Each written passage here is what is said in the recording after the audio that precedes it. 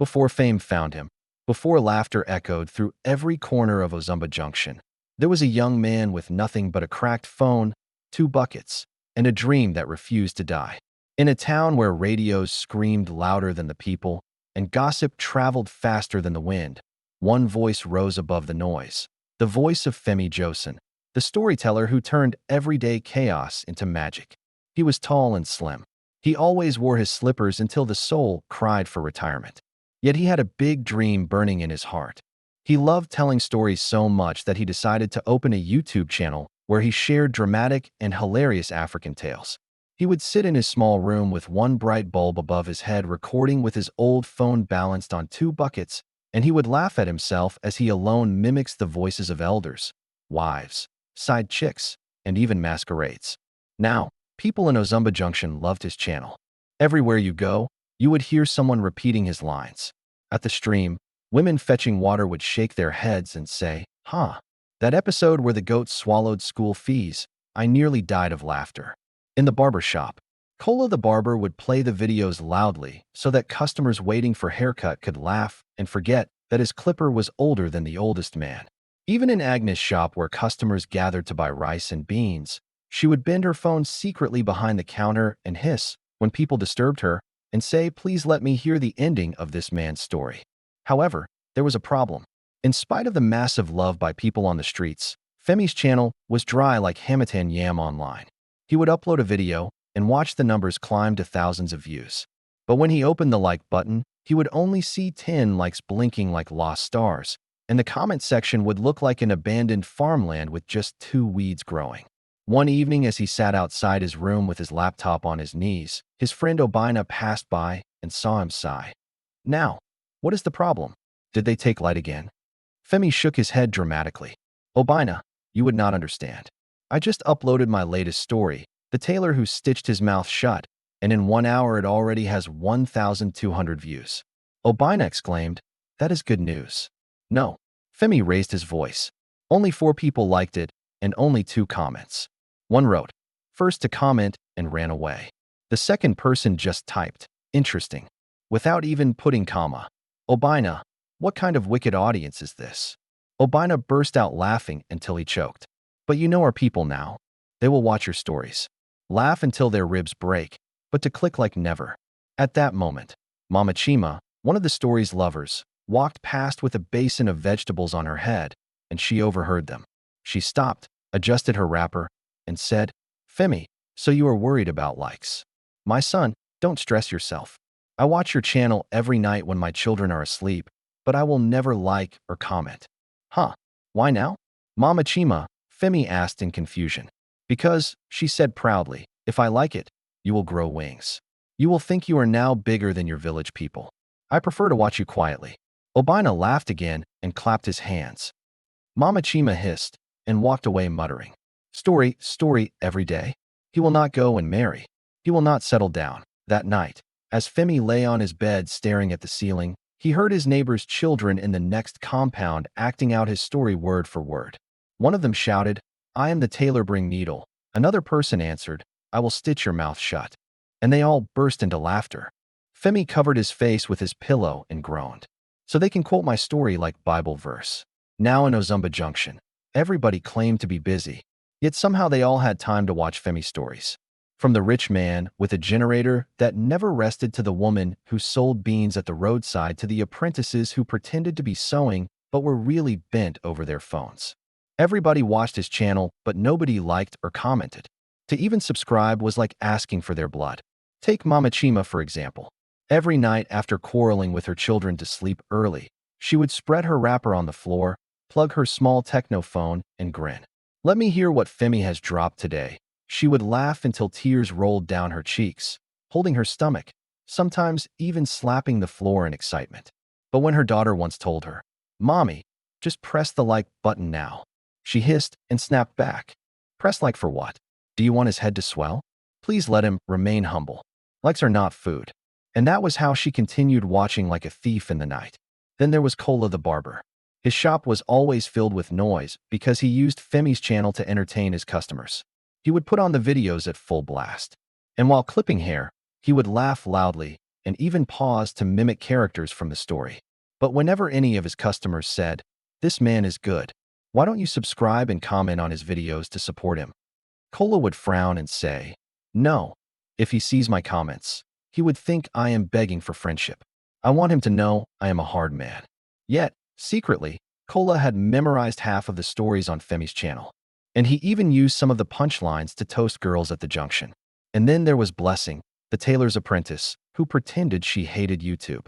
But every afternoon she would sneak into the back room of the shop, place her phone under the sewing machine, and giggle while pretending to pass thread and needles when her madam caught her once and asked what she was laughing at. Blessing quickly lied. "I was only remembering something from church." In truth, she was watching the day market women chased a goat into church, and she replayed the part of the goat jumping on the pulpit 5 times in a row. But perhaps the funniest of them was Papa Emeka, the retired civil servant. He carried a big button phone for calls. But in secret, he borrowed his son's smartphone to watch Femi's videos late at night. He was so addicted that one day, he even dreamt that Femi was chasing him with a microphone, shouting, "Like my video. Subscribe to my channel." Yet when he woke up sweating and saw that it was only a dream, he promised himself never to comment, saying, "If I comment, he will know I am watching him, and if he knows, he will expect me to donate, and I do and have strength for donation." In all these homes, the pattern was the same. They watched with passion. They laughed until tears dropped, and they argued offline about the characters. But online, their silence was like a curse. Some were afraid that if they commented, their enemies would trace them. Others believed clicking like would reduce their phone's battery. A few even said, "If we comment too much, he will start charging us." One evening, as Kola closed his barber shop, a customer asked Kola, "Why do you always play this channel if you cannot support him online?" Kola laughed and replied, "Support who? I am already helping him by making my customers watch. Is that not enough?" But the customer shook his head and muttered, "You are helping yourself, not him. You are using his laughter to cover your bad clipper." Everyone around burst into laughter while Kola stood there pretending not to hear.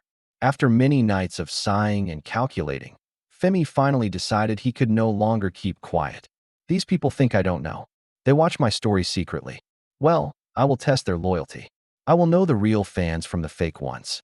So the very next day, he set up his camera, cleared his throat, and uploaded a video announcement.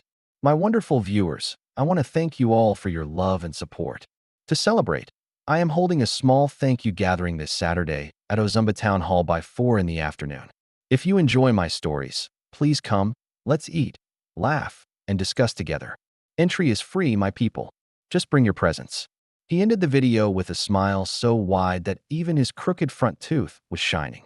He imagined the hall filled with cheerful fans and the stage decorated with balloons. He even rehearsed how he would walk in like a celebrity, nodding slowly while children shouted his story titles as if they were anthems. On Saturday morning, Femi, a black male, a young, tall, and slim man with short black hair, wearing casual clothes, wore his best shirt, a blue checkered one that he ironed until the collar stood like a soldier on parade. He sprayed his only perfume so generously that even goats sniffed and sneezed as he passed. By 3 o'clock, he arrived at the town hall nervous but excited. He arranged chairs neatly in rows, placed bottles of Fanta on the table, and even bought one small microphone from the electronic shop in case the crowd overflowed. However, by 4 o'clock, the hall was empty. By 4:30, it was still empty. At 5 p.m., only his cousin, Tund, walked in lazily, chewing groundnuts. "Nah, are they not coming?"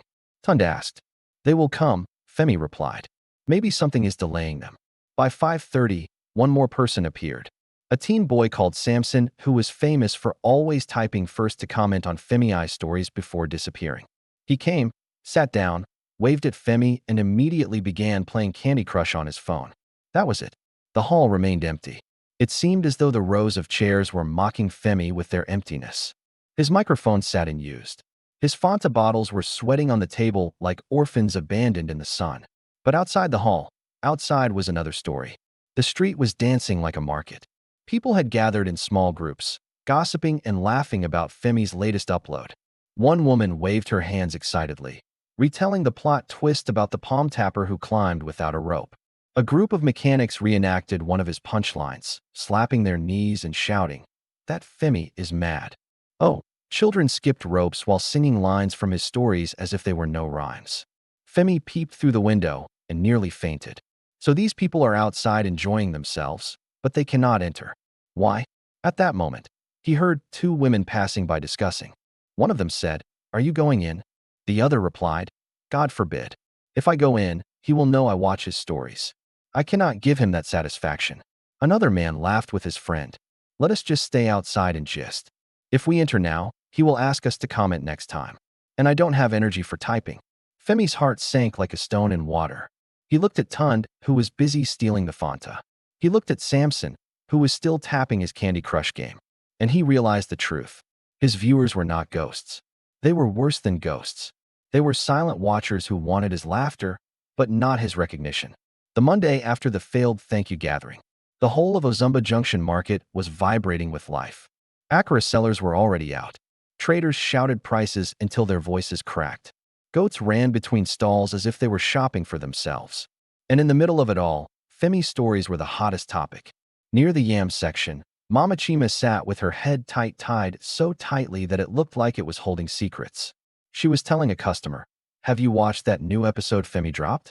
The one where the bride ran away because her groom paid her bride price in coins." Chinique, I nearly fainted from laughter. The customer laughed and clapped her hands. "I saw it though. My children even acted it out in the house. They were singing Coin Husband Penny Groom." Just then Mama Blessing, who sold vegetables nearby, turned her head sharply. "Excuse me, but that is not how the story ended." "Oh, you are lying, Small." Mama Chima frowned. "What do you mean I am lying? Did you not see where the elders told the man to crawl on the floor and pick his coins one by one?" Mama Blessing waved her hand dismissively. "No, it was not crawling. He was forced to wash the coins in the stream because they said it was too dirty. That's how the story ended." The customer looked confused. "But in the video, I saw he was crawling." "Yes," Mama Chima shouted. "I saw it with my 2 eyes. I watch every single episode." Mama Blessing raised her voice. "So you are calling me blind? I also watch it now." Before long, the two women were shouting, and their voices became louder than the men selling meat across the road. Other traders abandoned their words and gathered to watch the quarrel. At the other end of the market, not far from Mama Blessing, Kola the barber was arguing with Benson the vulcanizer. Kola said confidently, "That episode about the goat inside church, the goat jumped on the pastor's head. I can never forget that scene." Benson burst into laughter. "Kola, you are a liar. The goat never touched the pastor. It only scattered the choir stand. It touched the pastor." Kola insisted. "If I lie, let's thunder strike this my clipper." Benson hissed. "You are even swearing on that clipper that cannot cut hair without biting ears." "Nonsense. The goat scattered the choir stand. Period." Their shouting match grew so loud that passers-by stopped to listen.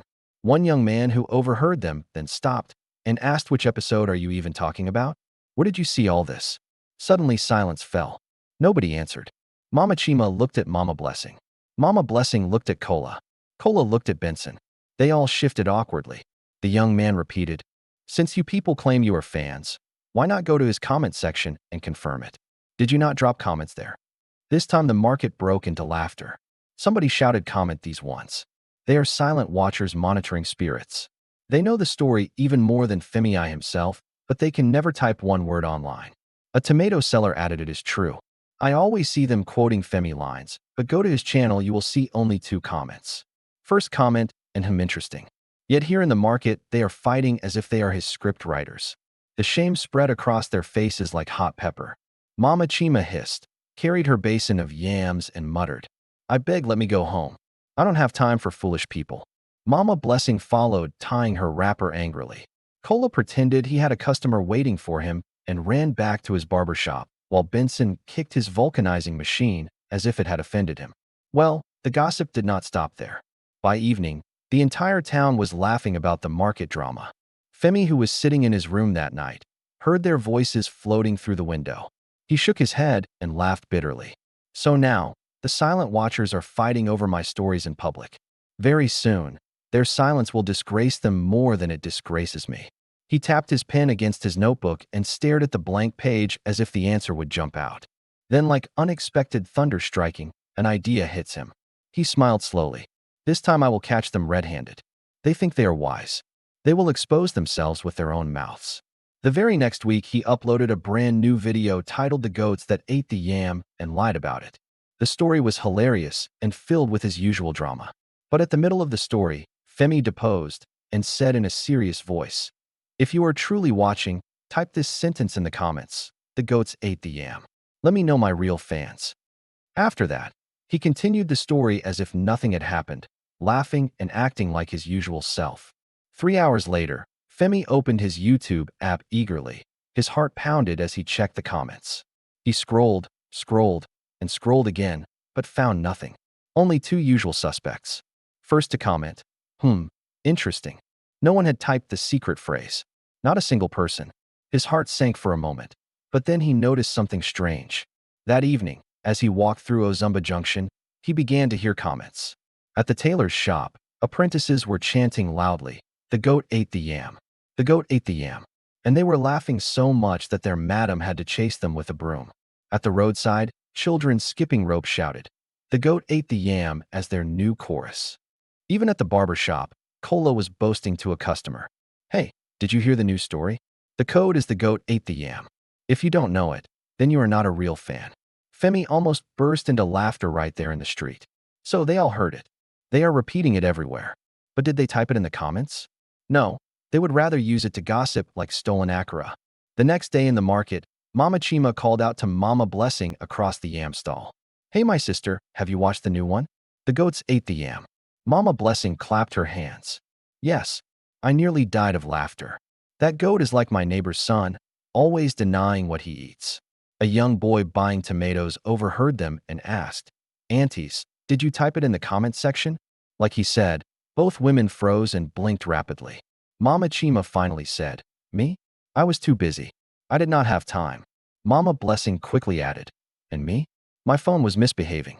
No, I would have commented, but network swallowed my words." The boy shrugged and walked away, but the shame was already plastered on their faces. Meanwhile, the town was turning upside down with the phrase. Even people who had never watched Femi's channel before were repeating it without knowing where it came from. It was on people's lips in church after service in Okada parks. Even at the chief's meeting, people would say, "Good morning." And another person would reply jokingly, "The goat ate the yam." And everybody would laugh. Yet when Femi opened his channel, his comment section was still empty of the praise. His silent watchers had proven that they watched as they spread his code everywhere, but they refused to write it in the one place that mattered. That night, Femi sat in his room laughing so hard that his neighbor knocked on the door to ask if he was okay. He shouted back, "I am fine. Oh, I am just watching goats eating yam." And then one bright Saturday morning, Ozumba Junction woke up to a new kind of excitement. A white bus with tinted windows rolled into the town, and from it came men and women carrying cameras, microphones, and tripods. They wore neat shirts with the logo of a popular regional TV station. And the moment people saw them, they started doing cha-choo-choo like fire spreading in dry grass. TV people had entered our town. Someone shouted at the roadside they are looking for somebody. Another person added, and just like that, the market, the barber shop. Even the beer parlor resonated with one rumor. They came because of Femi the storyteller. By noon, the journalist had located Femi's compound. They introduced themselves politely, explaining that they had heard about a young man whose stories were shaking the whole region and they wanted to feature him in their program. This was a rare chance that could lift his name far beyond Ozumba Junction. Femi's heart almost burst with joy. At last, the recognition he had prayed for had arrived. He hurriedly offered them seats, fresh bottles of malt from the shop, and tried not to look like someone who had just soaked Gary for breakfast. But the journalists were professional. They nodded politely and asked, "We have heard so much about you from the locals, but before we proceed, we want to check your online footprint. Can we see your channel analytics?" Femi confidently opened his laptop and brought up the page. The journalists leaned forward. Their eyes widened when they saw the view counts. Thousands upon thousands. "This is impressive," one of them said. But then another one frowned. "Wait, only 7 comments and 5 of them just say first to comment. Are you sure these numbers are real?" Femi's smile froze on his face at that very moment, as if the ancestors themselves wanted the story to sweeten. Some of the silent watchers began to gather at the gate. They had heard about the journalist who came for Femi, and they rushed in pretending to be supportive. Kola the barber squeezed to the front shouting, "So he's very popular. Everybody in this town watches his stories." Mama Chima added proudly. Yes. Now if you go to my shop, you will hear my customers laughing over his episodes. Even my children quote him every day. The journalist turned to them curiously. Really? If that is so, why don't we see your comments? His page looks empty. The compound went silent. A choir of flies buzzed. Mama Chima's wrapper almost untied itself in shame. Finally, she stammered. You see, comment is not our style. We support him in spirit.